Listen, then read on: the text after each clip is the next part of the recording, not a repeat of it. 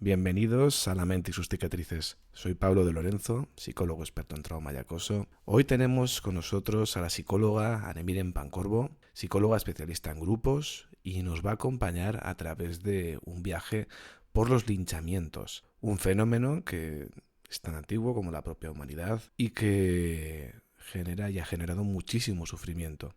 Así que sin más dilación, vamos directamente a la entrevista. Ya estamos en la entrevista con Anemiren Pancorbo, psicóloga experta especializada en grupos, y nos viene a contar un poco sobre el linchamiento social. Muy buenas, Anemiren. Buenos días, Pablo. ¿Qué tal estás? Cuéntanos un poquito sobre ti, Anemiren.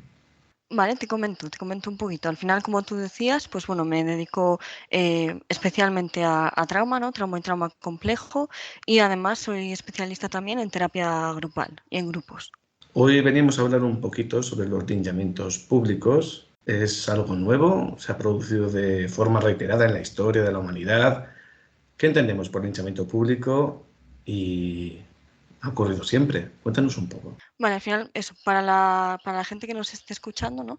El linchamiento a nivel general suele ser cuando un grupo de personas cogen a un individuo, ¿no? A una persona particular y la agreden, ¿no? Normalmente de manera física y de manera, pues al final la palabra linchamiento no es muy grande, ¿no? Pues una paliza o, bueno, incluso consecuencias mucho más terribles.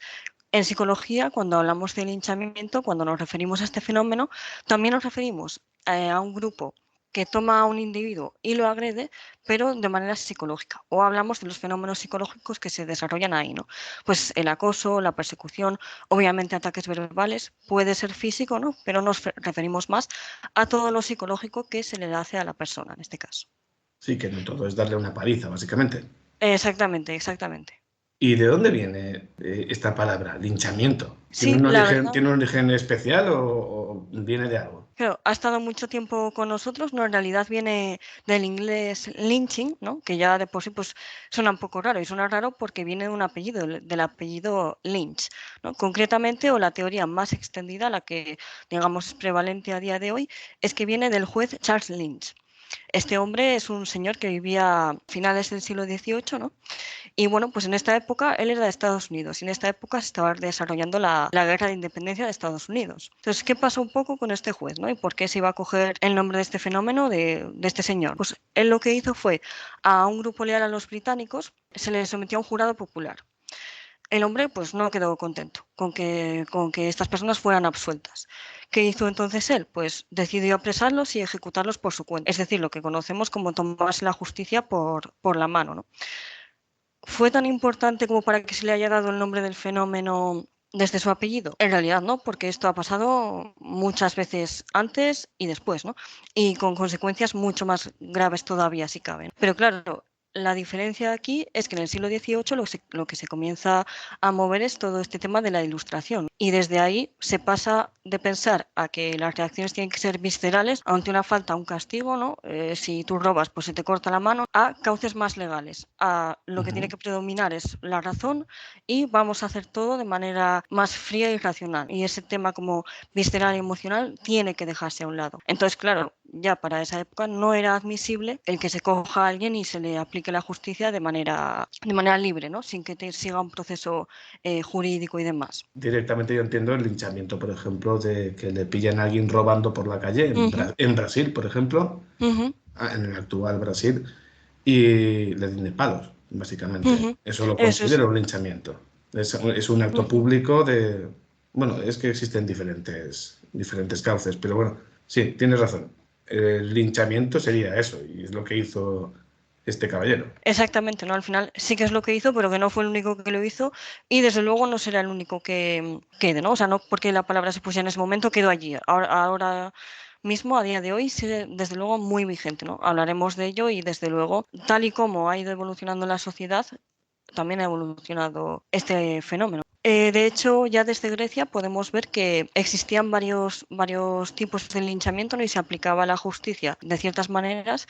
Obviamente, la justicia para para lo que los individuos eran en ese momento. Es decir, en ese momento lo que estaba bien y lo que estaba mal puede ser diferente de lo que ahora consideramos que está bien y que está mal, ¿no? ¿Y qué hacían en Grecia? Pues lo que hacían era reunirse la gente de la ciudad en la plaza y se decidía si había alguien que debía abandonar la ciudad.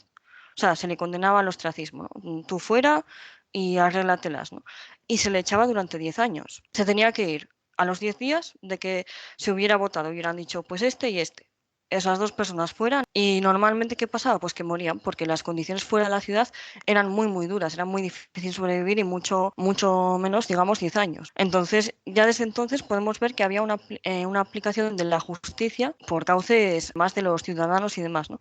Y al final esto ha unido a tomarse la justicia por la mano. Lo que queremos es reparar un daño y prevenir futuros crímenes.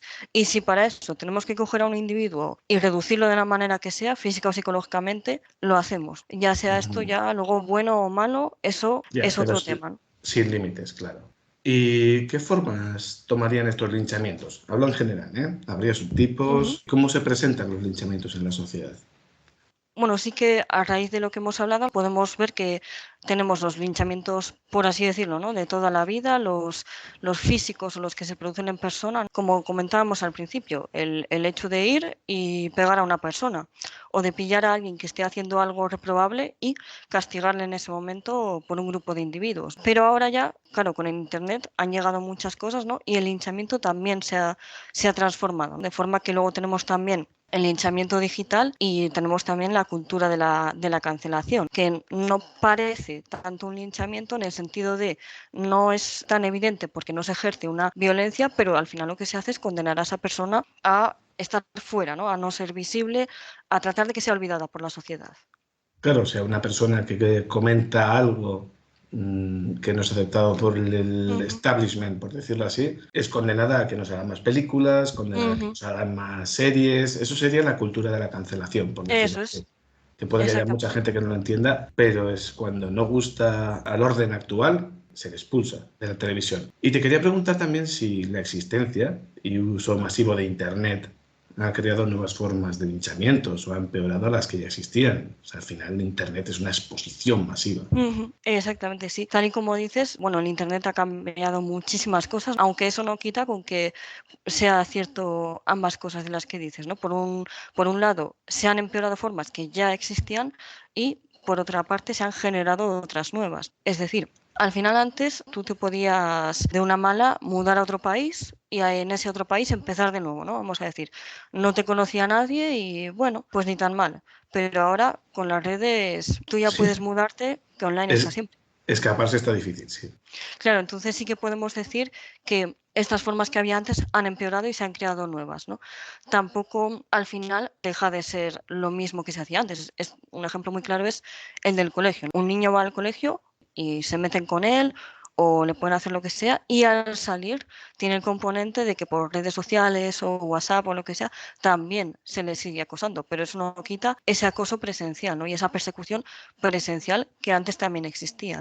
Y el Internet en sí mismo, o sea, aunque la persona tenga unos ataques físicos, un bullying, y se va a otra zona, puede incluso seguir recibiendo insultos, ataques, un linchamiento grupal, porque al final es un ataque por todos los lados y por un grupo.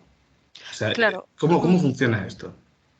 Claro, ahí está el gran problema de las redes sociales, del cual además podemos saber hasta cierto punto porque son bastante nuevas, si lo comparamos con la historia de la humanidad. Pero al final lo que sabemos es que nos dejan muy poco margen de actuación en el sentido de que estamos siempre conectados. O sea, yo diría que, vamos, casi todos tenemos un smartphone, tenemos ya sea Instagram, ya sea WhatsApp, cualquier cosa que nos mantiene online. Y una vez que estamos online, estamos expuestos tanto al propio linchamiento, es decir, a ser víctimas, como incluso a convertirnos en perpetradores, porque yo publico algo en Twitter o me fío de una noticia falsa y la sigo y doy por hecho que X ha dicho no sé qué y me sumo a ello. Es tremendamente fácil ahora mismo que todo esto nos pille, ¿no? Tanto por un lado como por el otro. ¿Tú crees que es más dañino el linchamiento a un grupo que a un solo individuo? O sea, me refiero, Un grupo puede atacar a otro grupo, Ujú. o un grupo puede atacar a un solo individuo como una especie de ente en el que proyecta esa lupa de Ujú. ataques. ¿Qué es más dañino, grupal o individual? Claro, yo creo que nos enfrentamos a una pregunta muy compleja, ¿no? Esta que me planteas, porque al final tenemos, para empezar, un punto de vista utilitario, ¿no? De decir, si yo considero al individuo como una parte esencial de la sociedad, cuantos más individuos se vean afectados, peor, ¿no? Si a un individuo lo peor que le puede ocurrir es perder la vida, cuanta más gente pierda la vida, peor. Entonces, ahí estaríamos hablando de que claramente es peor a un grupo que a un individuo, ¿no? Pero nos estaríamos dejando un componente muy importante que es el factor protector del grupo.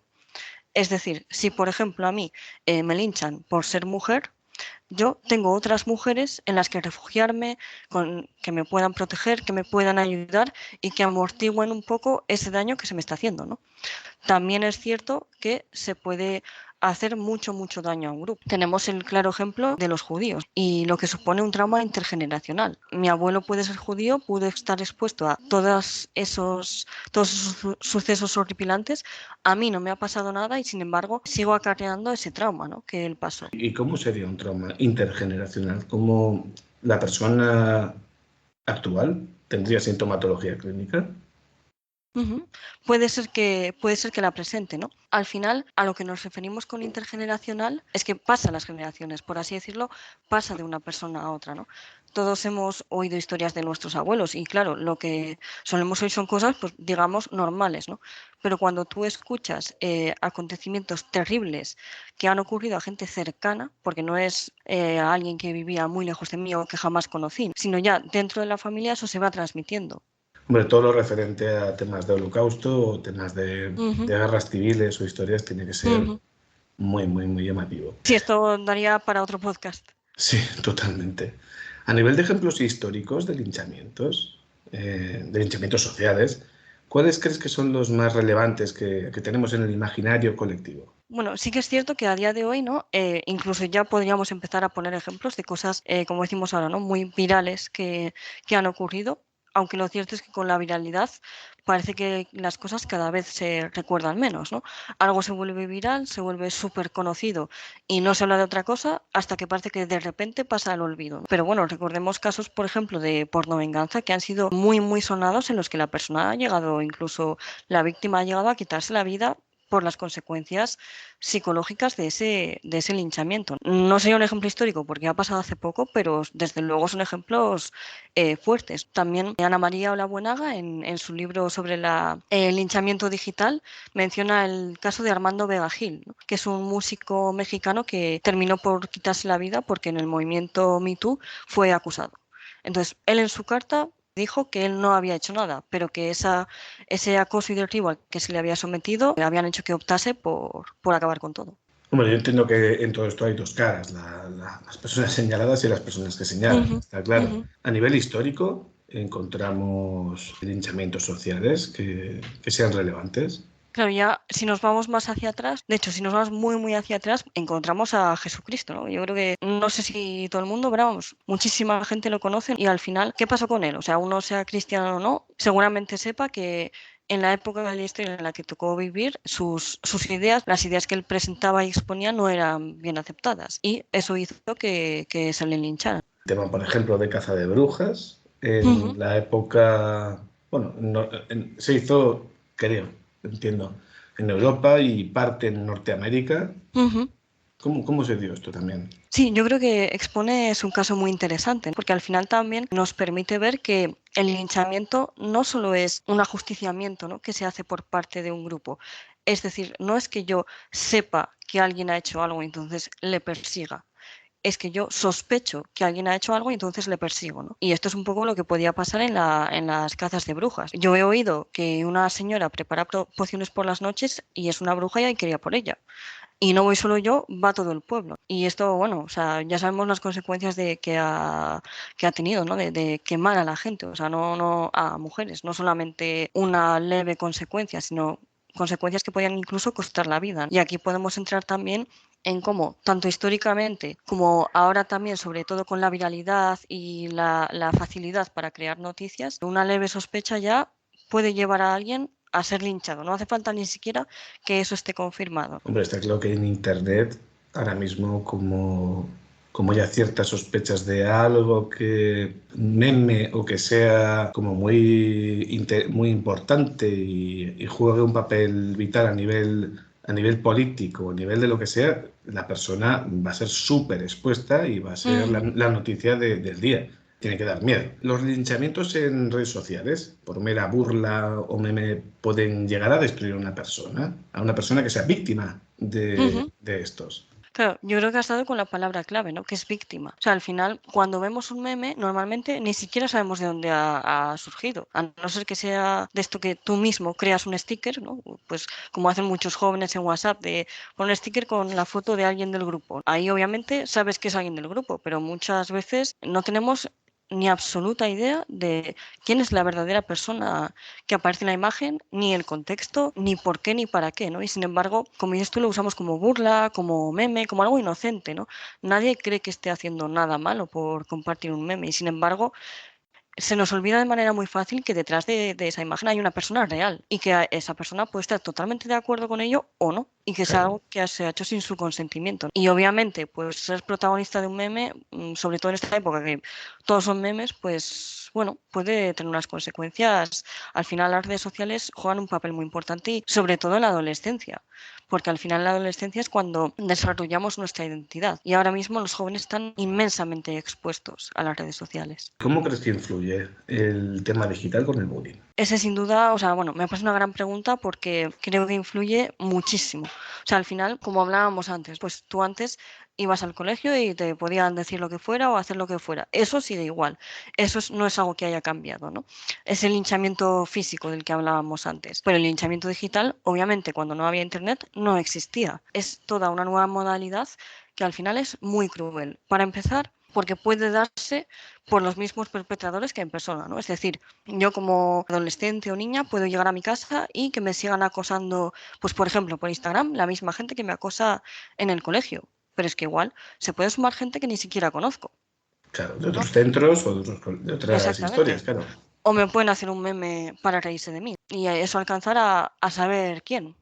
Bueno, no solamente en el tema psicológico de los niños, con el bullying, sino en general, una persona que ha sido linchada públicamente, ¿qué consecuencias psicológicas puede presentar una persona durante o tras un linchamiento público? Bueno, al final yo creo que de las consecuencias más claras tendríamos y más inmediatas también la ansiedad.